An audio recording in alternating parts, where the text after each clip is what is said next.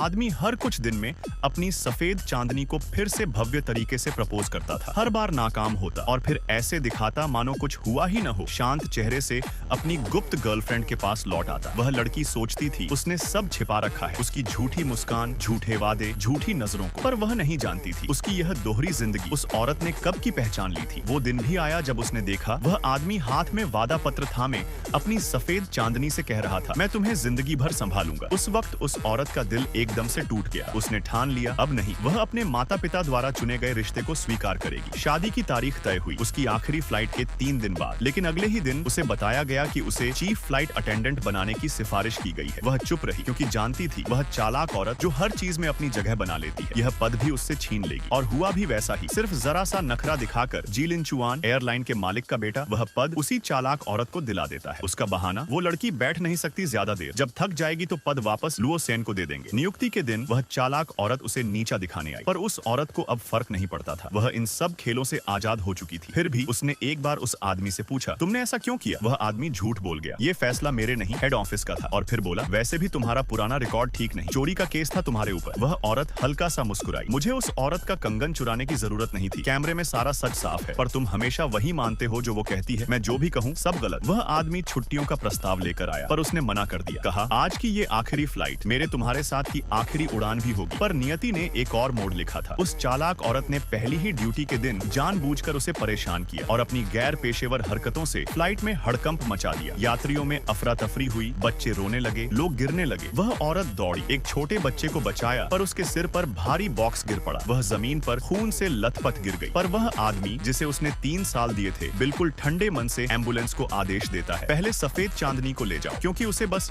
हल्की खरोंच आई थी। उसके लिए 3 साल की मोहब्बत बस एक कहानी बनकर रह गई थी। जब औरत को होश आया तो सुना पूरा अस्पताल उस चालाक औरत की देखभाल में लगा है। उसकी सहेली डर रही थी पर वह बस मुस्कुराई, मुझे एयरपोर्ट ले चलो। वह अब सब छोड़ने के लिए तैयार थी। जब वह कमरे के पास से गुजरी वह आदमी बाहर निकला, कुछ कहने ही वाला था पर अंदर से आवाज आई, लिनचुआन गेगी जल्दी आओ। वह बिना झिझके अंदर चला गया। पीछे से वह औरत धीरे से बोली, अब जरूरत नहीं, अलविदा। वह आदमी समझ नहीं पाया कि यह अलविदा उसके झूठे रिश्ते, उसकी बेवफाई, उसकी पूरी नकली दुनिया से था। उसने इस्तीफे की चिट्ठी सहेली को दी और अपने मंगेतर के भेजे बॉडीगार्ड्स के साथ शांत चेहरे से चली गई। थोड़ी देर बाद वह आदमी बेचैन होने लगा, उसे कुछ गलत लग रहा था। तभी वह चालाक औरत बोली, लिनचुआन गेगे, हम अभी लुओ शू की बात कर रहे थे, सुनने में आया है कि उसने इस्तीफा दे दिया। वह चौंक गया, चेहरा सफेद पड़ गया। क्या कभी कभी प्यार की आखिरी उड़ान ही होती है जहाँ से इंसान लौट कर नहीं आता, क्योंकि दिल अब उड़ना छोड़ देता है।